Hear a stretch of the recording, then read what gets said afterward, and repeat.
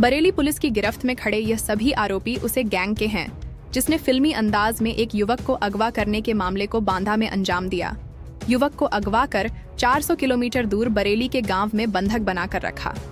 मामले में बांदा और बरेली दोनों ही जिलों में रिपोर्ट दर्ज कराई गई। वहीं पुलिस ने पूरे मामले में अगवा किए गए युवक को बंधन मुक्त कराते हुए 8 आरोपियों को गिरफ्तार किया है और इस दौरान मुठभेड़ में 3 आरोपियों के पैर में पुलिस की गोली भी लगी है। दरअसल बरेली के थाना बारादरी क्षेत्र में रहने वाले रिटायर्ड लेखपाल की पुत्रवधू किरण कटिहार ने रविवार को एक रिपोर्ट दर्ज कराई जिसमें बताया गया कि उनके पति अनूप कटिहार को अगवा कर लिया गया है और उनके पास 5 लाख रुपए की फिरौती के लिए फोन भी आया। जब पुलिस ने मामले की जांच शुरू की तो पता चला कि अनूप कटिहार उसका चचेरा भाई अंडा व्यापारी हरीश कटिहार भी बांदा से लापता है। वहीं बांदा में हरीश कटिहार की पत्नी ने अनूप के खिलाफ हरीश कटिहार के अपहरण का मुकदमा भी दर्ज कराया है और बांदा पुलिस भी इस मामले की जांच कर रही है। इसके बाद बरेली पुलिस और बांदा पुलिस ने अनूप कटिहार और उसके चचेरे भाई अंडा व्यापारी हरीश कटिहार के अगवा करने के मामले में जब जांच शुरू की तो बरेली के भौजीपुरा थाना क्षेत्र के गांव में एक मकान से अंडा व्यापारी हरीश कटिहार को अपहरणकर्ताओं ने बंधन मुक्त कराया।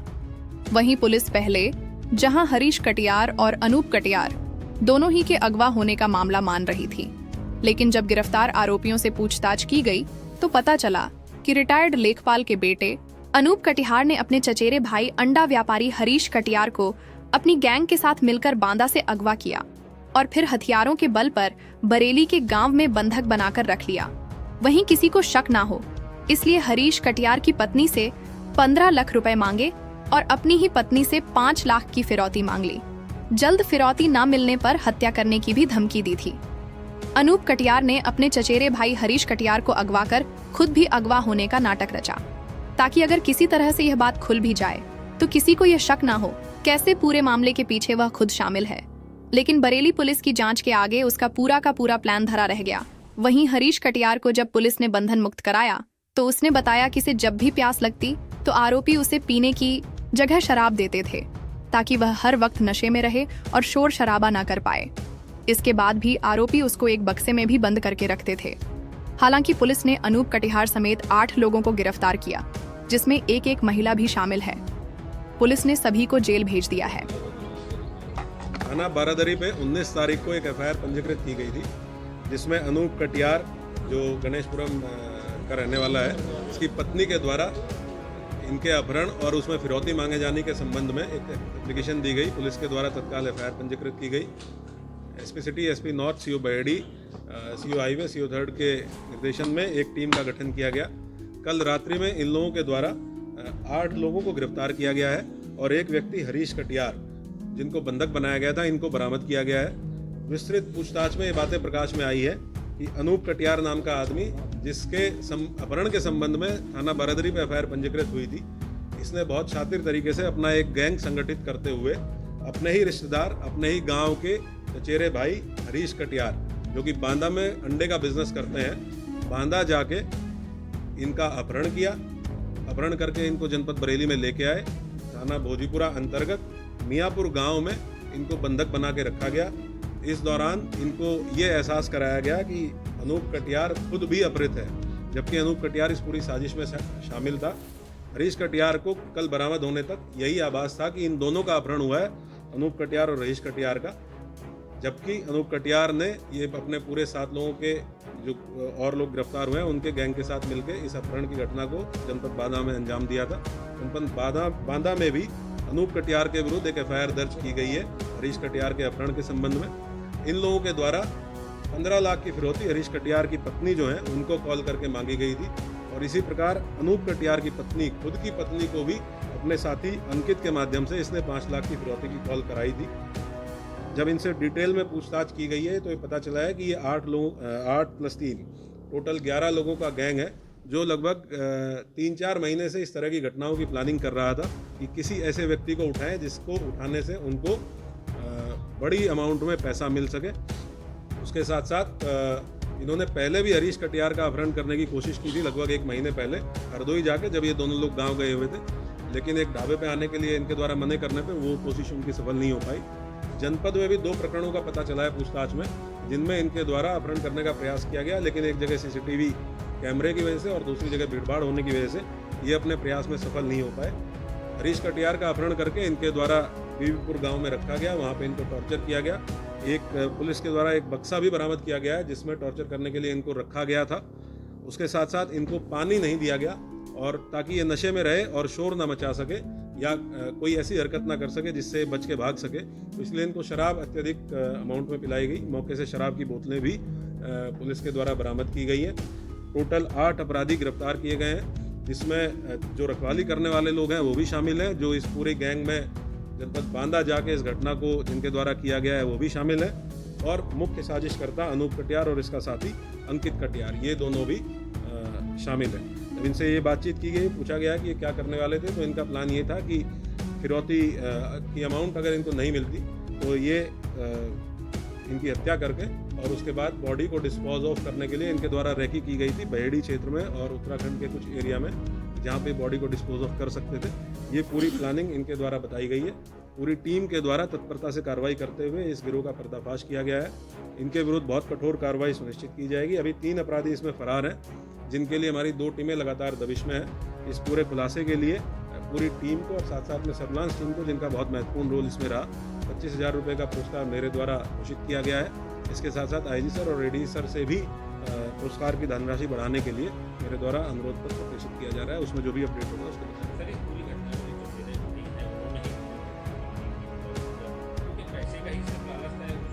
नहीं, ये विशुद्ध रूप से पैसे का ही लालच था और ये जानकारी कि एक भाई जो हरीश कटियार है, उसके पास उसका बिजनेस बहुत अच्छा है, बहुत मेहनत से अपना बिजनेस जनपद बांदा में कर रहा है, तो उससे बहुत आसानी से पैसा मिल जाएगा। इनकी जो वाइफ है वो भी टीचर है और ये पहले भी उनको पैसा दे चुके हैं, एक बार 50,000 रुपया, एक बार 1.5 लाख रुपया।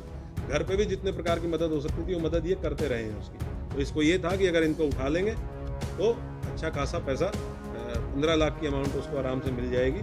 और फिर क्योंकि ये पूरा गैंग तैयार हो गया था, तो अगर ये इस घटना को करने में सफल रहते तो ये फिर और भी घटनाओं का इसी तरीके से करने का प्रयास करते। और क्योंकि दूरी इतनी है कि एक घटना जनपद बांदा की है और दूसरा जनपद बरेली में ये इलाके इस तरह का कर रहे हैं, तो इनको ये भी उम्मीद थी कि हो सकता है कि ये कभी ट्रेस ना हो पाए और ये कभी कानून के हत्थे चढ़ ही ना पाए, जो ये पूरा गैंग संचालित कर रहे थे। और अल्टीमेटली ये होता कि अनूप कटियार अगर इस मंसूबे में सफल हो जाता तो अनूप कटियार खुद अपहृत बन के सबके सामने आता और ये पूरा गैंग कभी सामने ही ना आ पाता कि अनूप कटियार इस तरह का एक गैंग पूरा संचालित कर रहा था।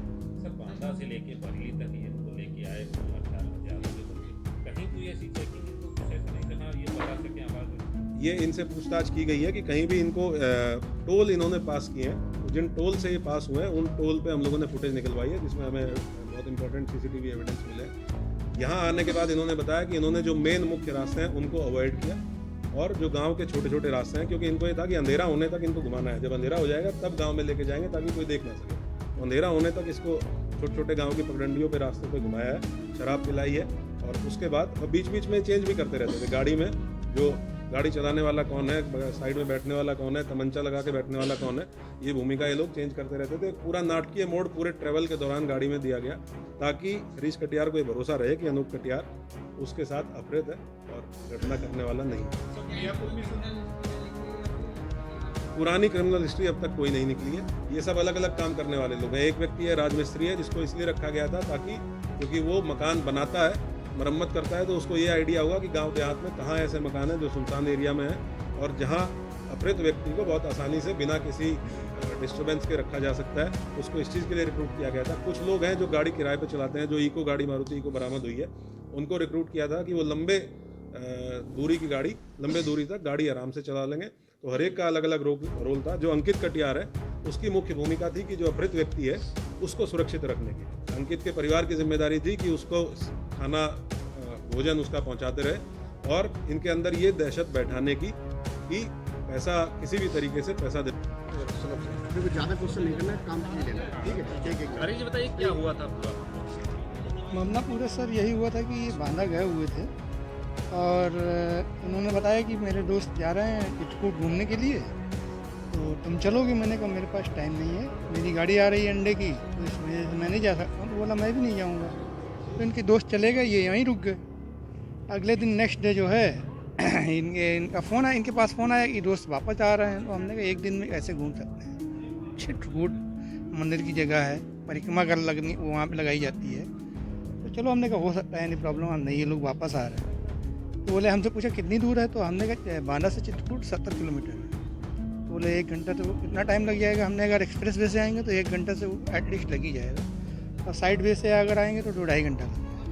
बट 15 मिनट बाद जो है मैं सो गया था। 15 मिनट बाद इन्होंने उठाया कि मुझे दोस्त मेरे आ गए हैं, बाईपास पे जाना है। हमने कहा ठीक है। मुझे बड़ा अटपटा लगा, हमने कहा चलो कोई बात नहीं, गेट खोल दिया, ये चलेगा। मैंने गेट बंद कर लिया, और उसके बाद जब दोबारा वापस आए तो उन्होंने फ़ोन किया गेट खोल दो। मैंने कहा गेट खोल दिया, फिर मैं सो गया।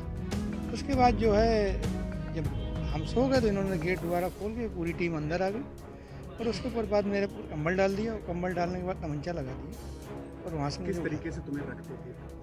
अरे रखने की सर प्रताड़ना बहुत। दिन में जो है बक्से के अंदर बंद कर दिया जाता था, पेशाब वेसाब का कोई वो नहीं था। सुबह के टाइम 4 बजे मुझे लेटरिन कराई जाती थी, पानी खाना मांगता था तो दारू मिलती, पानी मांगो तो दारू मिलती थी, हर चीज़ पे दारू रहती। पुलिस जब तुम्हारे सामने पहुंची तो तुम्हें क्या लगा? सर मैं लेटा हुआ था, कंबल ओढ़ के लेटा हुआ था, क्योंकि कल शाम को ये लोग पहुँचे थे, तो शाम को तो वो बक्से से बाहर निकाल ही देते थे। तो जैसे ही मुझे पहुँचा तो मैं डरा हुआ था, तो मैंने यही कहा मारना मत। बट जैसे इन्होंने बताया कि नहीं मैं पुलिस डिपार्टमेंट से हूँ, तो मुझे थोड़ी राहत की सांस आई। तो मैंने कहा बचा लो सर, बचा लो। बरेली पुलिस और आर्या सर और इस सारी टीम का मैं इतना तहे दिल से शुक्रिया अदा करना चाहूँगा। मैं कह नहीं सकता हूँ कि मैं इनका शुक्रिया कैसे अदा करूँ, क्योंकि इन्होंने ही मेरी जान बचाई। बरेली पुलिस और आर्या सर और उनकी टीम को मैं धन्यवाद देना चाहूँगा। आपका जो भाई है जिसकी आपने 85 बार मदद करी, उसी भाई ने आपको मौके में आपकी तरह पूरा उम्मीद थी क्या उसे? नहीं, उम्मीद तो सर नहीं थी, क्योंकि मैंने इतनी बार मदद की थी। क्योंकि मैं छोटा हूँ, वो बड़ा है, और बट फैमिली बैकग्राउंड भी उसका ऐसा नहीं है। बड़ा भाई एमटेक करके प्रोफेसर है, इंजीनियरिंग कॉलेज में पढ़ाता है। छोटा भाई बीटेक करके अच्छे पैकेज पे जॉब करता है। बहन उसकी बैंक ऑफ बड़ौदा बरेली में ही है। पापा उसके कानून वो लेखपाल से रिटायर हुए हैं, और उसके बावजूद भी ऐसी पोजीशन। और फिर ऐसा तो है नहीं, नया रिश्ता है, पुराना रिश्ता है, बचपन से हम लोग जानते हैं। एक बार फिर से पूछेंगे, नया जीवन मिला है? नया जीवन मिला है सर, और बरेली पुलिस और आर्या सर और उनकी टीम को मैं बहुत बहुत दिल से शुक्रिया अदा करना चाहूँगा।